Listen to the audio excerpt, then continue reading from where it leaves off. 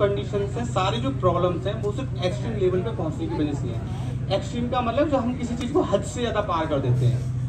अगर आप हिस्ट्री में उठा के देखोगे तो महाभारत का युद्ध क्यों हुआ था, रामायण में श्री राम जी का और रावण का युद्ध क्यों हुआ था, वो इसीलिए हुआ था कि अगर आप देखोगे जो कौरव जो थे उन्होंने पांडव का मतलब शोषण करने की जो लिमिट थी वो क्रॉस कर दी थी। पांडवों ने सिर्फ एक छोटी सी उनसे वो रखी थी ना मांग कि सिर्फ 5 विलेज हमको दे दीजिए, बट उन्होंने उनकी बात को नहीं माना और फिर पांडवों ने बोल दिया कि चलो मिलते हैं मैदान पे, और उसका जानते हो आप क्या हुआ था। अगर आप रावण की बात करोगे तो श्री राम जी का और रावण का युद्ध क्यों हुआ था, क्योंकि रावण ने उसकी जो ईगो थी ना वो उसने हद क्रॉस कर दी थी, लिमिट क्रॉस कर दी थी, एक्सट्रीम लेवल पे पहुंच गया था। राम जी ने सिंपल तरीके से जब हनुमान जी भेजे थे या अंगद भेजे थे तो उन्होंने सिर्फ ये कहा था कि सीता माता को वापस लौटा दो और क्षमा मांग लो, सारी चीजें वहीं खत्म हो जाती। बट नहीं, रावण का ईगो आगे आ गया कि मैं तो क्षमा मांग ही नहीं सकता भी, मैं तो राजा हूं। तो फिर उसके साथ आप जानते हो क्या हुआ था। इसी की तरह अगर आप देखोगे तो आज जो हम ये गणतंत्र दिवस मना रहे हैं, ये क्यों मना रहे हैं, हमारा देश आजाद क्यों हुआ था।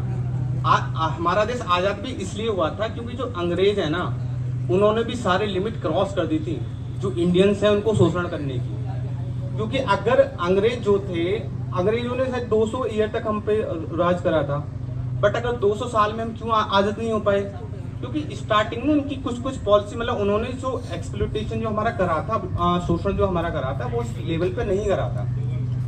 बट जब उन्होंने लिमिट क्रॉस कर दी तो इसी चक्कर में तो फिर लोग उनके खिलाफ खड़े हुए।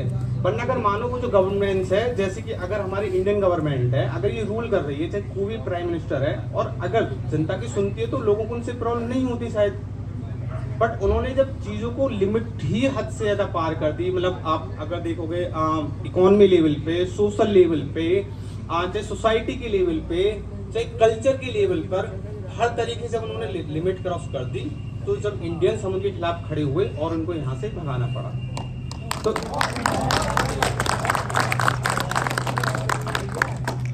तो बस इसका सॉल्यूशन यही है कि आपको कभी भी मतलब इस दुनिया में कोई भी चीज 100% सही नहीं है, ना आप ना मैं, ना पास्ट में कुछ 100% सही था, ना अब कुछ 100% सही है, और ना आगे फ्यूचर में कोई 100% सही होगा।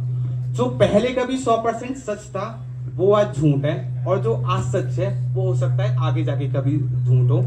एग्जाम्पल के लिए शायद हवा में उड़ना, फ्लाइट में उड़ना, ये शायद आज से 100 साल पहले 200 साल पहले सब लोग पागल बोलते, बट आज लोग हम उड़ते हैं। तो इसी के साथ एक सेकंड और क्या बोल, अगर आप देखोगे तो रशिया यूक्रेन की वार हुई, या फिर इजराइल और हमास का वार हुआ, या आपके घर में छोटे छोटे जो झगड़े होते हैं, मतलब भाई बहन का, पेरेंट चिल्ड्रन का, सारे के पेचअप ब्रेकअप, ये सब क्यों होते हैं।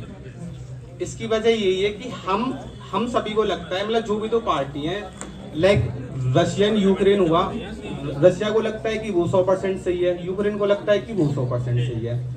इसी के साथ जब भी हम घर में भाई भाई का झगड़ा होता है, या मतलब हस्बैंड वाइफ का हो सकता है, दोस्त दोस्त का हो सकता है, तो उस झगड़े की असली वजह यही है कि हर दोनों पार्टी में से एक को लगता है कि वो सही है, दूसरे को लगता है कि वो सही है। बट इसका सोल्यूशन यही है कि हमको अपना माइंड लिमिट नहीं करना है, मतलब कम से कम कुछ नया आने का, कुछ नया सीखने का, इसमें हमेशा कुछ थोड़ा बहुत खाली रखना है कि ठीक है दूसरे का भी कोई व्यू सही हो सकता है।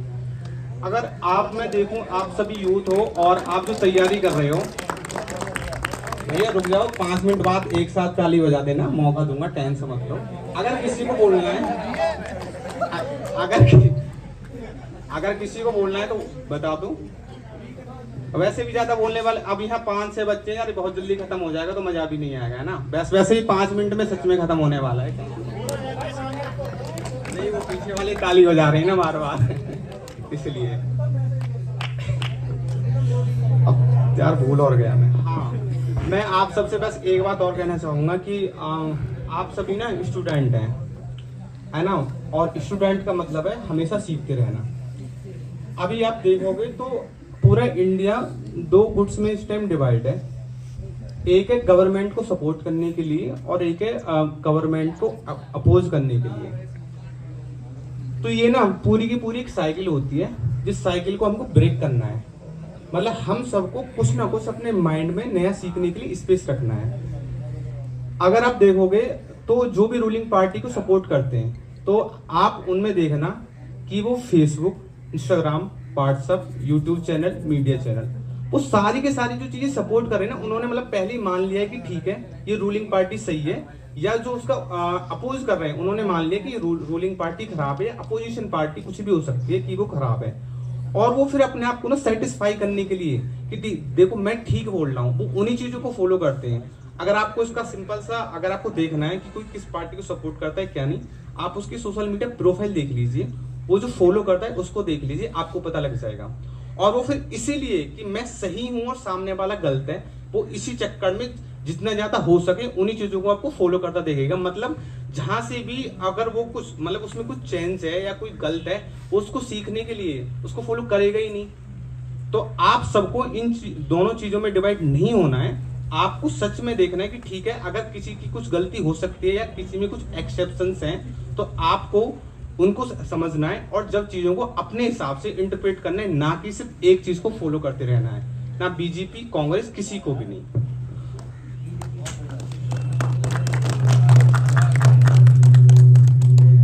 तो बस इसी के साथ जहां से मैंने अपना टॉपिक शुरू करा था, इसी बात को मैं खत्म करने के लिए आखिरी अपने जो लाइन्स हैं उनको बोलता हूं।